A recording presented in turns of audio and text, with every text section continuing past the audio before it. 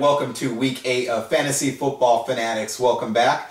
I'm Mike the Beatdown Carrillo alongside Caine the Big Dog Tsutsui. What's up, brother? How's it going?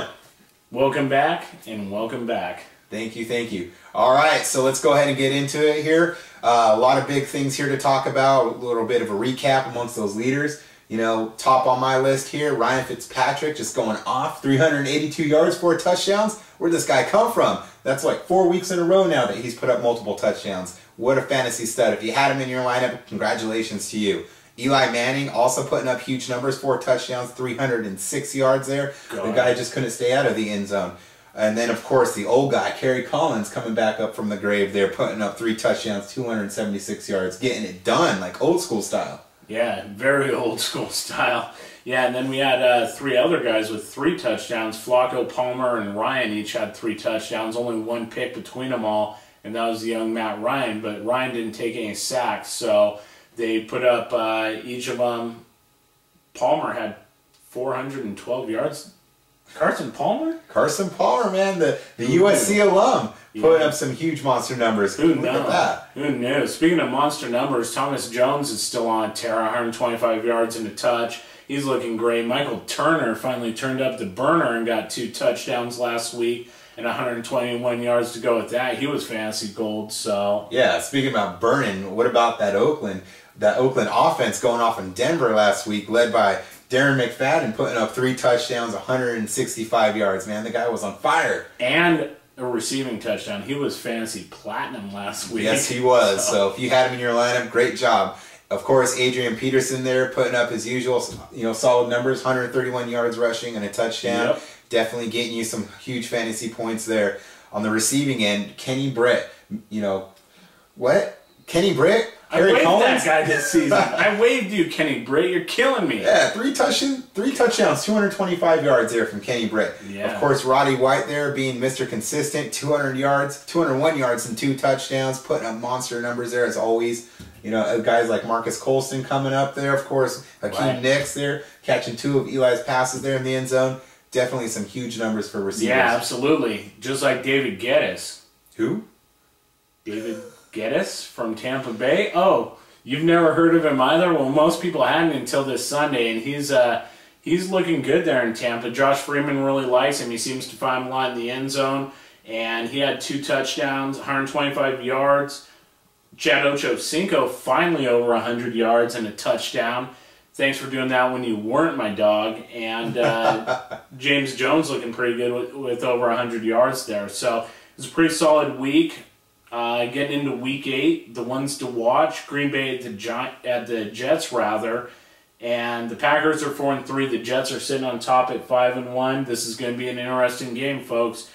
The Packers, Aaron Rodgers, you have to start him. He's one of your fantasy studs. You got to give him a go, even against the Jets. No question about it. But Brendan Jackson may be doomed this week, folks. He stepped it up a little bit last week, of course, just to try to spite me, and put up some decent numbers, rushing, receiving. He was around 100 yards and a touch, but still, this week, I don't see much going on for him. Yeah, I don't see much going on there either. Who I do see as a possibility would be Mark Sanchez, putting up some solid numbers there, going into the bye week now and having some opportunity there to get some rest, get back on the rhythm with his new receiver, Holmes, who's been back for a couple weeks. And, Sanchez, he's going to be throwing the ball there. They have a great run game. Their defense is always going to keep them in. And going against Aaron Rodgers and the Packers, I just see this to be a shootout between the 2 teams. Yeah, absolutely. And Santonio Holmes supposed to get more looks. He may be a decent fantasy option this week. Depends. If Woodson's getting the attention of Mr. Braylon Edwards there, then yeah, definitely Holmes may be a good option. Yeah, and second game here we have on Minnesota at New England. Randy Moss there with his old team going against his former team, looking to put up some huge numbers there just to shove it in Belichick's face. So I definitely expect him to have some monster numbers, especially against that weak New England secondary for sure. Right. And then you have, of course, Favre, Tavares Jackson. Is Favre going to play? He has that ego. He's probably going to start just to keep his streak intact. He says he doesn't care about the streak, but I disagree. Based off of evidence, it looks like he does. So, right. Expect him to start, but I would be concerned by keeping him in your lineup there. Tavares Jackson actually, may help Randy Moss there get in the end zone. Sure. He has the capability to run around. That defense is going to have to respect his running ability. When you have somebody like Adrian Peterson to hand off the ball there, you're really setting up the play action, and that's where Moss is going to thrive on some of those play action deep passes there. And Tavares Jackson, he can get him the ball. As far as New England goes, who are you looking to start? You got to start Tom Brady. I mean, he's a must. But as far as any other position players there, I'm not too comfortable with any of the receivers. Brady's going to have to spread it around too much. And with that running game with Green Ellis, Minnesota has a very tough run defense, so I wouldn't expect much out of him. If you're betting on any other New England players, I would definitely probably put him in your bench. Yeah, definitely. And then Seattle's going to Oakland Sunday at 4:15. Seattle's 4-2. Mm-hmm. Oakland's still alive, 3-4 in that AFC West. So this should be an interesting game.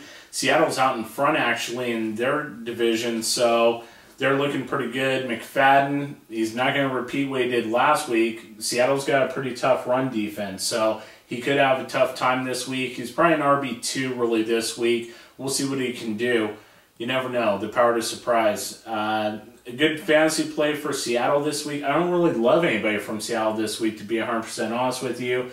Nnamdi Asomugha is going to be covering somebody, not just necessarily Mike Williams over there in Seattle, but he will be out on the field, and that could definitely take some looks away. He's going to shut down whoever he's covering, but they're not manning him up with anybody, so it could open up. Mike Williams could see some yardage and maybe a touch, but I wouldn't rely on those guys if you don't have to. Golden Tate's a no. Deion Butler is a distinct possibility. He could see some looks too, so... Yeah, I wouldn't really bank on any of those receivers there. Like Caine said, if you're looking to put somebody in, possibly because you're desperate, it's more likely going to be a flex position. If I had to pick out of the three, I would pick Mike Williams just because of the mere fact that he's getting the most looks. He has the most receptions there in Seattle. He has a good size frame there, and you can expect for him to possibly get a touchdown if Seattle's putting up numbers in the air. Absolutely. And then Houston, speaking of putting up numbers in the air, Houston's going to Indy for their second game against each other. They're both at 4-2 in the AFC South. That's a tight race. Tennessee's out in front by a game. This game's really critical to both of them.